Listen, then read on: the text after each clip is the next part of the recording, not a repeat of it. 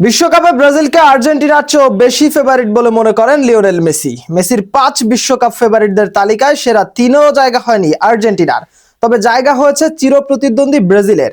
মেসির 5 বিশ্বকাপ ফেভারিটদের তালিকায় কারা আছেন তা নিয়ে বিস্তারিত থাকছে প্রতিবেদনে।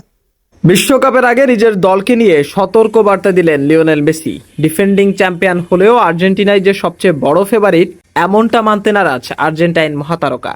বরং তার মতে বর্তমানে এমন কয়েকটি দল রয়েছে যারা ধারাবাহিকতা ও পারফরমেন্সে আর্জেন্টিনার চেয়ে এগিয়ে।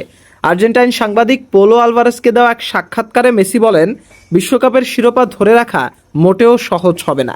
মানসিক দৃঢ়তা, শারীরিক সক্ষমতা এবং ধারাবাহিক পারফরমেন্স সবকিছুরই দিতে হবে কঠিন পরীক্ষা। মেসির ভাষায় আন্তর্জাতিক ফুটবল এখন প্রতিযোগিতা আগের যে কোনো সময়ের চেয়ে বেশি কঠিন।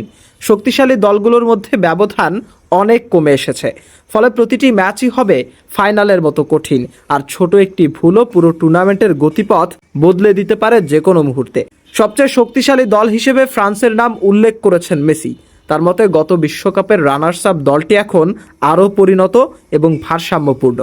বিশ্বমানের একাধিক ফুটবলার থাকায় যে কোনো মুহূর্তে ম্যাচের ফল ঘুরিয়ে দেওয়ার ক্ষমতা রয়েছে তাদের। এছাড়া পর্যায়ক্রমে স্পেন, ব্রাজিল এবং পর্তুগালকেও শিরোপার অন্যতম বড় দাবিদার হিসেবে দেখছেন মেসি।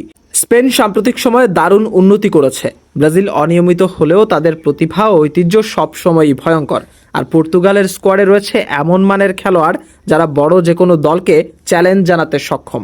বিশ্লেষকদের মতে 26 বিশ্বকাপ হতে পারে সাম্প্রতিক সময়ের সবচেয়ে প্রতিদ্বন্দ্বিতাপূর্ণ আসরগুলোর একটি।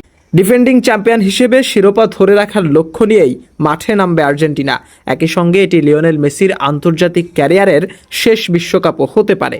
তবে সব আলোচনার মাঝেও নিজের দলকে ফেভারিটের তকমা দিতে রাজি নন মেসি। বরং বাস্তবতাকে সামনে রেখেই তিনি বুঝিয়ে দিয়েছেন, এই বিশ্বকাপে শিরোপা জিততে হলে আর্জেন্টিনাকে পাড়ি দিতে হবে সবচেয়ে কঠিন পথ। মাশরাফি, নিশানা স্পোর্টস।